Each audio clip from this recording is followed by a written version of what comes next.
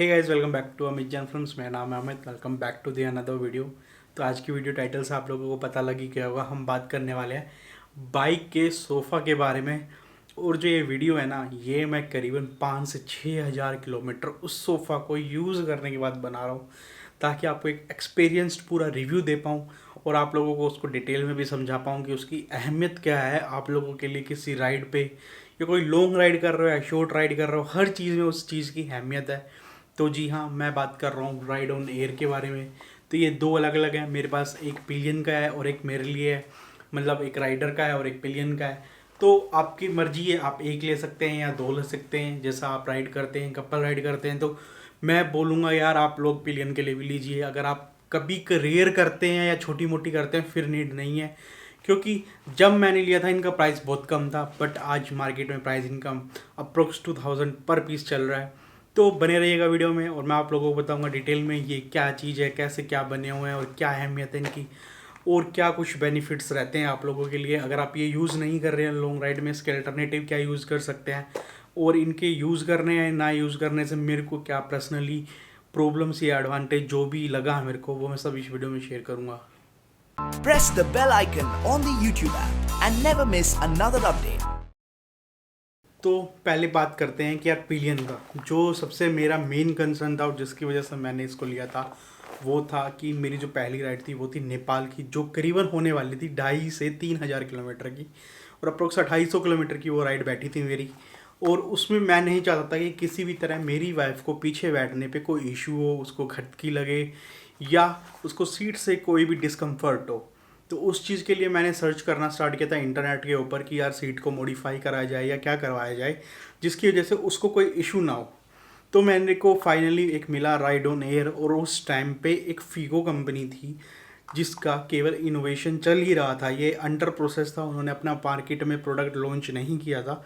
किसी फ्रेंड ने मेरे को रेफ़र किया था, तब जाके मैंने इसको लिया था। और ये बेसिकली होती क्या है, ये एक ना प्लास्टिक की ट्यूब होती है जिसके अंदर ऐसे बबल है, और इसके नीचे एक प्लास्टिक को चिपकाया गया है, और ये एक ट्यूब सी बन गई है जिसके अंदर हवा भर जाती है, और ये आइस क्यूब की तरह फूल जाएंगे आपके। मैं अभी आपको दिखाऊंगा इसका, और प्रॉपर कैसे यूज़ करते हैं, कैसे इंस्टॉल करते हैं, वो भी मैं आपको सब बताऊंगा इस वीडियो में। तो उससे पहले मैंने ट्राई किया था अपनी सीट को मॉडिफाई कराने का। मैंने मार्केट में गया, करोल बाग एक दिल्ली में फेमस है मार्केट, वो सीट मॉडिफिकेशन के लिए। आप लोकल मार्केट जो भी आपके आसपास है उस पर भी करवा सकते हैं। तो वहाँ मैंने करीबन 500 रुपये ख़राब किए मेरे, जिस पे उसने एक एक्स्ट्रा फोम की लेयर चढ़ाई, जिसकी वजह से वो दुगना हार्ड हो गया था। तो सीट का जो कंफर्ट था ना, वो कोई भी इंक्रीज़ नहीं हुआ था मेरे 500 रुपये देने के बाद भी। तो मेरे को स्टिल मेरे माइंड में कन्फ्यूजन था यार कि 2,500 से 3,000 किलोमीटर मेरी वाइफ कैसे ट्रैवल करेगी मेरे साथ, उसको कोई डिस्कम्फर्ट तो नहीं होगा। तो उसके बाद फाइनली मैंने ये लिया था, और उस टाइम ये मेरे को डील में पड़ गया था 1,800 रुपये में, दोनों मिल गए थे। लेकिन अभी प्राइस जो चल रहा है, आई थिंक इसका 1,500 रुपये चल रहा है पिलियन वाले का, क्योंकि ये थोड़ा सा छोटा रहता है, और जो राइडर वाला होता है वो 2,000 के आसपास चल रहा है। तो टोटल आपको 4,000 के करीबन लगा के चलना, आप शिपिंग कॉस्ट वगैरह मिला के। बट यार अभी भी मैं बोलूँगा ये चीज़ वर्थ ही है। आप किसी अदर कंपनी का भी ढूंढ सकते हैं अगर आपको थोड़ा सा ठीक ठाक रेट में मिल जा रहा है, या आप कहीं बाहर से इंपोर्ट करवा पा रहे हैं सस्ते में, तो ये बहुत चीज़ है, ये बहुत मस्त चीज़ है। तो अभी यार एक बार आपको मैं फुला के दिखाता हूँ कि कैसे क्या होता है। पिछले वाले में तो इसमें डायरेक्ट एक नोब दी हुई है जिसको खोलो और हवा भरनी है। तो आप देख पा रहे हैं, ये चीज़ देखो ये कैसे फूल गई है। तो ये चीज़ है मेन। तो इस पे जब आप बैठोगे तो आपको ना गद्दा फील होगा, क्योंकि जब आप पर बैठते हो तो ये चीज़ देखिए, ये मेरा हाथ देख पा रहे हैं।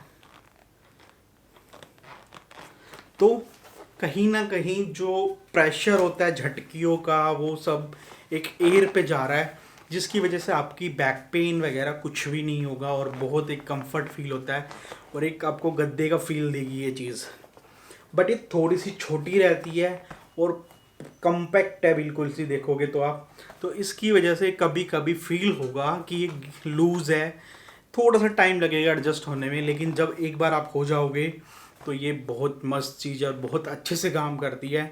2,800 किलोमीटर में मेरे को सीट से प्रॉब्लम हो गई थी, बट मेरी वाइफ को कोई प्रॉब्लम नहीं हुई थी। अब बोलोगे आपको कैसे हो गई थी, वाइफ को क्यों नहीं हुई, क्योंकि मेरे पास भी तो राइड ऑन का था ये सेम। तो वो मैं आपको आगे वीडियो में बताऊंगा कि क्या कुछ हुआ था मेरे साथ। तो ये चीज़ थी, और इसके साथ एक कवर आता है प्रॉपर आपका, और ये सीट पे लगाने के लिए 2 स्ट्रैप्स आती हैं, जो आपको सीट के नीचे डालनी है ताकि ये इधर उधर ना जाए, और इसके अंदर आप डाल के इसको प्रॉपर ये इसके अंदर रख सकते हो। मैश का दिया हुआ है ताकि थोड़ा एयर वेंटिलेशन रहे, गीला ना हो पसीने में और वो सब। अब बात करते हैं मेरे वाले के बारे में। तो जी मेरे वाला है और इसकी हालात दिखाता हूँ आपको थोड़े पास से। तो आप देख पा रहे हो, तो आप इससे चीज़ से देख ही पा रहे होगे कि कितना ज़्यादा मैंने इसको यूज़ किया है, तो उसकी वजह से ये रूंगटे से निकल गया है। तो जी ये 5 से 6 हज़ार किलोमीटर की मैंने जो ट्रैवल किया है इसके साथ, उसके बाद ऐसा हुआ है। और वो कैसे हुआ है कि जो मैं लेग गार्ड लगाता हूँ उसमें थोड़ा सा वेलक्रो रहता है, वो चिपक चिपक के इसकी वजह से थोड़ा सा इसका उतर जाता है ये मैश।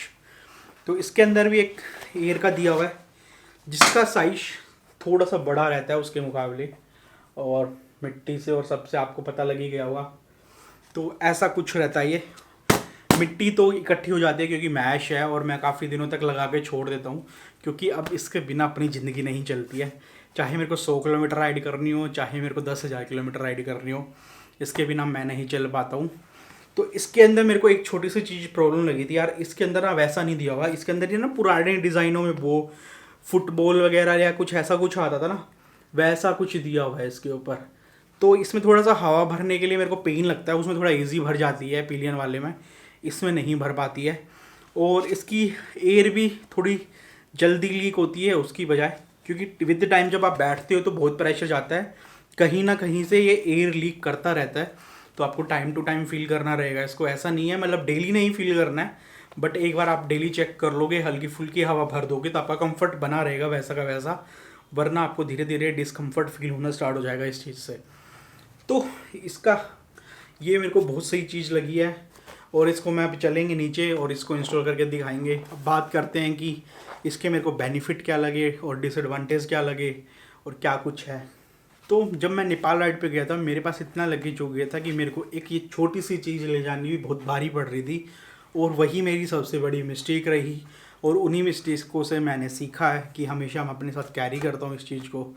तो मैंने इसको घर पे छोड़ दिया था और केवल पिलियन वाला ले लिया था मेरे साथ में। तो उसकी वजह से पहले ही दिन में मेरे को मतलब मेरे लोअर में इतना पेन हो गया था, वो पूरा लाल हो गया था बैठ बैठ के। 550-600 किलोमीटर की राइड में फर्स्ट डे में हम डायरेक्टली नेपाल पहुंच गए थे, तो उसकी वजह से मेरे को बिल्कुल पेन हो गया था। पहले दिन मेरे को इतना फील नहीं हुआ क्योंकि नॉर्मल था, हमने रेस्ट लिया प्रॉपर, रात को सोए, सुबह 10 बजे निकले। बट जो अगले दिन मेरी हालात थे ना वो बहुत ही ख़राब थे। और वो जब मैं बैक आया इंडिया में, नोएडा में, तो उस टाइम तक मेरे हालात इतने ख़राब हो गए थे कि मेरे को सीट पे बैठना दुर्भर हो गया था। मैं सीट पे बैठ भी नहीं पा रहा था लिटरली। नीचे हमने बहुत कुछ ट्राई किया, नीचे उस टाइम सर्दियाँ थी, नवंबर का टाइम था, नीचे मैंने गर्म जैकेट हो गई या वुलन का कुछ भी हो गया जो सॉफ्ट रहता है वो भी डाल के देखा, तब भी मैं बैठ नहीं पा रहा था, और इतना मतलब नीचे का बहुत बुरा हाल था। तो उसके बाद से हमेशा मैं अपने साथ ये कैरी करता हूँ। मैंने मनाली की 9 दिन की ट्रिप की है जिसमें हमने सच पास, सिंघुला पास वगैरह ट्राई किया था। वो भी अप्रोक्स मेरी 2000 किलोमीटर के आसपास की राइड थी, और मेरे को बिल्कुल भी फील नहीं हुआ उस राइड के अंदर। और उस दिन के बाद से मैं हमेशा अपने साथ ये रखता हूँ। इसकी एक डिसएडवांटेज जो मेरे को लगी, इसका एक तो मैश पैनल इतना अच्छा नहीं लगा मेरे को, और जो इसकी बनावट है ना ये बिल्कुल पूरी पूरी है यार। तो अब ना इसका डिज़ाइन इतना बिगड़ गया है तो ये बंद नहीं होता। ये देखो जब ये डलता है तो ये बंद नहीं होता पीछे से, तो मेरे को थोड़ा सा लगता है यार, क्योंकि ये ना पूरा अच्छा चेन वेन के साथ दिया होता तो ऊपर नीचे और सब रहता। कोई ना, ये मैं सोच रहा हूँ कि जब तक चल रहा है चल रहा है, और एक सेम चीज़ हम बाज़ार से आफ्टर मार्केट बनवा लेंगे, 100-200 रुपये लगेंगे। और एक दूसरी चीज़ है जो राइडर के लिए है, इसको डालना थोड़ा सा मुश्किल है, पिलियन में ईजिली डल जाता है। मैं आपको जब इंस्टॉल करके दिखाऊंगा बाइक पे तब मैं बताऊंगा। जो राइडर का फ्रंट वाला है ना उसको बहुत पेनफुल हो जाता है डालना। कई बार ऐसा होता है कि आप बाइक ऐसी जगह खड़ी कर रहे हैं जहाँ पे थोड़ा सा शरारती तत्व रहते हैं, चोरी होने का डर रहता है, तो इसको इतना पोर्टेबल नहीं है, डालना और निकालना थोड़ा सा मुश्किल रहता है। और जब हम इंस्टॉल करेंगे ये चीज़ मैं आपको बिल्कुल बताऊंगा। इसके अलावा मेरे को इसका कोई भी डिसएडवांटेज नहीं लगा। एक चीज़ और थी, अब के जो नए मॉडल आ रहे हैं उनके साथ एक छोटा सा पंप आता है ताकि आप ऑन दी गो हवा भर पाएँ, बट इसके लिए आपको उतर के भरना पड़ता है। और कहीं पे मैं हाई एल्टीट्यूड पे राइड कर रहा होता हूँ तो इसमें हवा भरने से मेरी सांस फूलनी स्टार्ट हो जाती है वहाँ पे, क्योंकि हाई एल्टीट्यूड पे वैसे ही ऑक्सीजन कम होती है, और जब आप इसमें फूंकते हो तो वैसे ही बहुत प्रॉब्लम होती है। बाकी इसके अलावा मेरे को इसका कोई प्रॉब्लम नहीं लगी, बहुत मस्त चीज़ है ये चीज़। और मैं अब तो ऐसा होता है कि 100-150 किलोमीटर की भी कोई राइड रहती है लोकल तो मैं इसको लेके जाता हूँ। ऑल्दो मैं 5.4 हूँ और डोमिनार पे 5.4 एक कम हाइट मानी जाती है, स्टिल मैं इसको यूज़ करता हूँ, जिसकी वजह से मेरी 1 से 2 सेंटीमीटर और बढ़ जाती है हाइट बाइक की, और मैं इसको मैनेज कर लेता हूँ किसी न किसी तरह। हल्का फुल्का प्रॉब्लम होता है बट कंफर्ट के आगे वो मैनेजेबल है। तो चलिए चलते हैं नीचे और आपको इनको दोनों को इंस्टॉल करके दिखाता हूँ। और ये मस्ट है आप लोगों के लिए, अगर आप कोई भी लॉन्ग राइड कर रहे हैं, पिलियन के साथ राइड कर रहे हैं और कंफर्ट के लिए कुछ भी सोच रहे हैं लेने का। अगर आप पे इनका बजट नहीं है तो आप कोशिश कीजिएगा कि अपने बम के अकॉर्डिंग सीट मॉडिफाई कराएं, बट उसमें भी खर्चा वही 2000 रुपये के करीबन आने वाला है आपका। तो उसमें बहुत ज़्यादा आपका फॉर्म डलता है, कंफर्ट बनाने के लिए उनको बहुत कुछ करना पड़ता है। तो मैं मानता हूँ यार उसमें बहुत ज़्यादा खर्चा आएगा। और ये एक ऐसी चीज़ है कि आप एक बाइक चेंज कर रहे हो तो दूसरी बाइक पे यूज़ कर सकते हो, या टेम्परेली कोई दूसरी बाइक यूज़ कर रहे हो उस पर यूज़ कर सकते हो। बट जब आप सीट को मॉडिफाई करवा लेते हैं वो फिक्स हो जाती है। और उसमें एक प्रॉब्लम ये आती है, आपने अपने अकॉर्डिंग करवाई है, अगर कोई आपकी बाइक चला रहा है तो फिर उसको डिस्कम्फर्ट फील होगा। तो उस चीज़ के लिए मैंने ये सही समझा है कि यार ये बेस्ट है।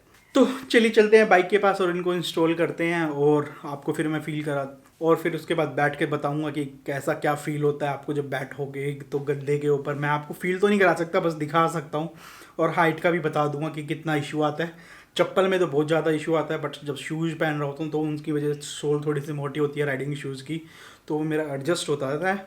तो चलिए चलते हैं और करते हैं इनको इंस्टॉल।